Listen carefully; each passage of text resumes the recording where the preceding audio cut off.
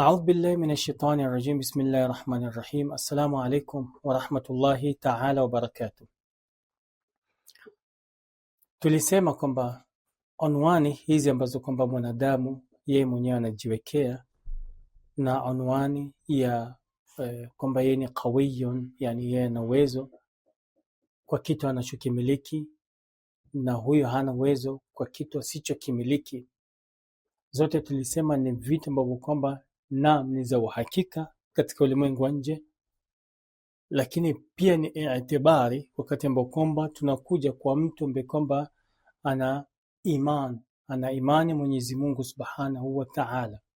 Na ndio maana mmoja wa maulama anasema kwamba fayara, yule ambaye kwamba ana uwezo, yule ambaye kwamba anajichukulia kwamba yuko na uwezo, fayara annahu thariyun, anajiona kwamba ana uwezo, ana nguvu kwa vitu ambavyo kwamba anavyovimiliki, wa qadir, na ana nguvu ala tamshiyati al-umur, ana nguvu ya kuendesha mambo, wa tamshiyati al-akharin, na pia ana uwezo wa kuendesha watu wengine.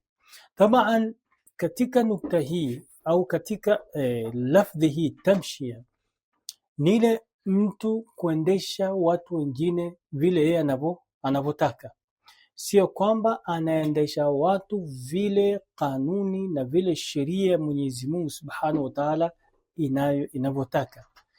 Sheria ya Mwenyezi Mungu Subhanahu wa Ta'ala, ikiwa wewe ni kiongozi, kama kiongozi kuna mipaka ambayo kwamba inafaa uweke kwa watu na uweke kwa wale ambao kwamba wanao kuwa chini yako, ambayo kwamba tukirudi katika Nahjul Balagha, katika khutba ndefu ambayo kwamba Imam Ali alayhi afdalus salati wassalam alikuwa ni mwenye kumwamuru Malikul Ashtar, khutba nzuri tena zaidi, yani kwamba kama wewe ni raia, kama wewe ni kiongozi ni lazima uwe sio kama akisema Imam Ali kwamba wala takun alaihim sab'an dhariya taghtanimu aklahum, na wala kwa wale ambao kwamba unaowatawala watu ambao kwamba wako chini yako,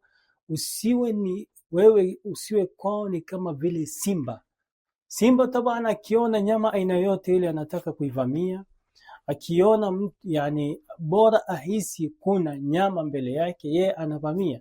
Sasa anasema kiongozi, wala takuna alim sab'an, usiwe kama mnyama ambao kwamba ni mnyama wanaoishi mtuni kule, dhari, yani kwamba uko tayari kuvamia watu au kuvamia wengine. Taghtanimu aklahum, utakuwa mwenye kupata nafasi au utakuwa ni mwenye kuchukua nafasi ya kuwala kwa sababu wewe uko na uongozi, kwa sababu wewe uko sio hivyo. Kwa hivyo kwa nini ametumia lafzi hii tamshi al-akharin? Ni kwamba mtu kiongozi, kama kiongozi huyu ambaye kwamba sisi tunaongea kuhusiana naye, ambaye kwamba amejipachika tu jina kwamba ni qawi, yeye anataka tu kupeleka wengine vile anavyotaka na wala si vile sheria inavyotaka. Ndio maana hata tukirudi kwa Firaun, yeye alikuwa hivyo tu, yani kwamba yeye anapeleka watu vile anavyotaka, sio vile kanuni inavyotaka.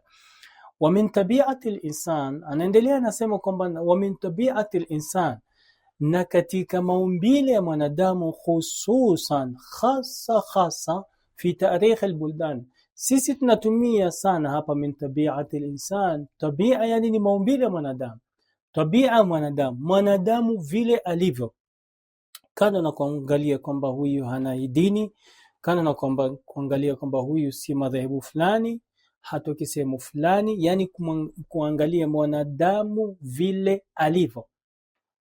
Min tabi'ati al-insan, mwanadamu vile alivyo, hususan fi tarikh al-buldan, wakati ambapo kwamba tarudi katika historia kama vile tutakavyoeleza huko mbele, na tutaweza kuweka darasa tu maalum mbele, yani katika historia ya buldan na historia ya mudun na historia ya ardhi. Anaendelea anasema min tabi'ati al-insan, katika tabia mwanadamu, hususan fi tarikh al-buldan, katika historia ya buldan, ya nchi mbalimbali, wal mudun, na miji mbalimbali, na ardhi biajmaiha, na ardhi kwa ujumla, na tutakaporudi pia katika tarikhul muluk, katika historia ya wafalme ambao kwamba wameishi miaka na mikaka, wasalatin na masultani, waruasa na viongozi, wa ghairihim na wasiokuwa hao, wasanadhkuru bitafsili, itakuja darasa yao tu na tutachukua mifano mbalimbali ya mifano ya hao mamluki na mifano ya masalatin na mifano ya ruasa, viongozi mbalimbali. Sanadhkuru bitafsil min mashariki al-ard wa magharibiha, yani kutoka mashariki ya ardhi na magharibi yake, tutachukua historia yao kwa, yani kivyovyote vile tutachukua historia yao. Anasema mashau umurahum binafsi hadhihi alkayfiyya, walikuwa ni wenye kupeleka mambo yao, walikuwa ni wenye kuweza kuendesha mambo yao binafsi hadhihi alkayfiyya, yani katika njia hii ambayo kwamba sisi tunaongea. Njia kivipi? Yani njia ya kwamba mimi ni kama nawapiga teke na nyinyi hamna ruhusa ya kuniuliza mimi kwa nini ninawapiga teke. Ninawapiga kofi, lakini hakuna ruhusa kuniuliza mimi kwa nini nawapiga kofi, lakini mimi nina haki ya kuuliza kwa nini mnataka kunipiga kofi. Nina haki ya kuuliza kwa nini mnafikiria, kwa nini mnataka kunipiga teke. Kwa hivyo tukirudi katika hao viongozi, tunapata kwamba waliendesha mambo yao hivyo, yani kiubabe, pasina kuangalia taraf mukabil, yani pasina kuangalia njia ya pili, pasina kuangalia mtu wa pili anafikiria nini. Tutaona mbele kidogo. Fabadau, walianza aniudiru buyutahum, hao viongozi, kabla wao viongozi walianza kuendesha vyumba vao, yani walianza kusimamia vyumba vao ambao kwamba walikuwa ni wenye kuninio, mfano na mke na nani na nani na nani, walianza kuendesha vyumba vao hivyo. Thumma taraqaw qalilan, kisha baada vyumba vao au wale ambao kwamba members ambao kwamba wako katika nyumba ile, mathalan mandugu zake, makaka zake, kina nani, baada ya kuwapatia ta'yid, wakapanda juu kidogo. Kupanda juu kidogo kivipi? Wakaanza kuongoza miji au mji. Thumma ila almudun, kisha wakaanza kupanda polepole, wakao viongozi wa miji. Thumma ila albalad, kisha wakao viongozi wa nchi nzima. Thumma, kisha fima baad, kisha baada ya hapo, baada sasa wao kujidai kwamba ni viongozi.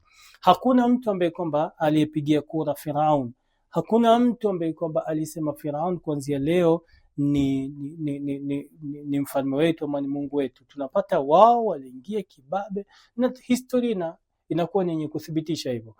Kwa hivyo ndo anasema thumma fima baad, kisha baadaye wudhi'a qawanin au wada'u qawanin, kisha baadaye wakaanza kuweka kanuni. Wakaona kumbe hawa tambo kwamba tumeongeza, wacha tuweke kanuni allati, ambaye kwamba kanuni zile yudiruna biha, hizi kanuni watakuwa ni wenye kuendesha mambo yao kupitia hizi kanuni. Kwa nini wametayarisha hizi kanuni? Limaslahatihim, kwa ajili ya maslahi yao. Mustawa alqurawiyya, kuanzia kwa mustawa chini kabisa, wa baad almadaniya, na baadaye kwa mustawa, kwa level ya miji, kisha kwa level ya nchi wa ghairiha. Na baada ya wao kuona kwamba sisi tuna nguvu, tuna uwezo, ndio sasa wakaanza kueneza ujumbe wao na kanuni zao katika watu wengine. Hao watu wakawa ni wenye kuogopa.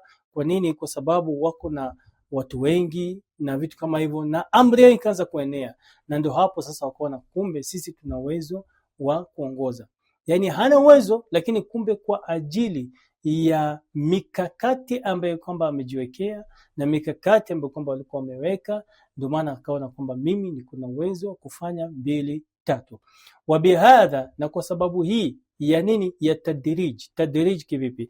Yani tadrij alianza kwake baada ya kuona kwamba kuna watu wanamsupporti, akaja kwa watu wengine hivyo hivyo, akaja katika kijiji chake, baada ya kijiji akaja mji wake, baada ya mji akaona mji unamsupport, akaja sasa nchi nzima, baada ya nchi akaanza kupanua zaidi. Wabihadha nara kathira min haula, wengi tunaoona ambao kwamba muongoza katika njia hii kitambo na zama hizi pia, inshallah tutakuwa wenye kuzitaja au kuwataja au kueleza indama narji ila tarikh, tutakaporudi katika history lam yastatiu an yusaitiru, hawakuweza kufanya nini? Hawakuweza kubaki na zile kanuni ambazo kwamba walikuwa wameziweka. Walbaqa, na kubaki ala ma qannanu, na kubaki na vitu ambavyo kwamba au na zile kanuni ambazo kwamba walikuwa wameziweka. Min qawanin illa wahuddimat, isipokuwa hizo kanuni zilikuwa ni zenye kuvunjiliwa mbali. Turudi mfano tuangalie katika historia kama vile wakati wa Imam Hussein alayhi salam. Wakati wa Imam Hussein alayhi salam, wangapi walifurahi yeye kuuliwa? Ni watu wengi sana. Na Yazid aliweka masharti mengi sana, masharti ya kwamba wewe kimtini ndo anakuangalia hali yako, atakuangalia maslahi yako, atakuongezea katika rutba yako, atakuongezea katika mshahara wako, atakutunuku, atakufanyia nini. Kumbe katika kumkubali ni kukubali udhalimu, ambao kwamba udhalimu ule ni udhalimu wa kudumu milele na milele. Sasa baadaye ndo watu, baada ya kuuawa Imam Hussein, ndo watu sasa wakaanza kuamka, wakaona hapana, hii dhulma na hizi kanuni ambazo kwamba huyu kiongozi anaweka ni kanuni ambazo kwamba hazistahiki. Na ndio maana wakaja wengine wakawa wenye kutafuta haki ya Imam Hussein alayhi salam. Na mpaka wa leo tunaona kwamba wakati sisi tunapoishi, tutakapotaja tu Imam Hussein, tunataja watu ambao kwamba wanauzuru duniani zaidi ya watu milioni na mamilioni 43 milioni 50. Yani kwa mwaka Imam Hussein anazuriwa na watu wengi, lakini ni baada ya watu kuona kwamba hapana, ni nani ambaye kwamba amesababisha hayote? Ni huyu Yazid, ambaye kwamba huyu Yazid alileta kanuni ambazo kwamba haziendani na tabia au na fitra ya mwanadamu. Tumombe Mwenyezi Mungu Subhanahu wa Ta'ala atujalie min alladhina yastami'una alqawla fayattabi'una ahsana. Wassalamu alaykum wa rahmatullahi ta'ala wa barakatuh.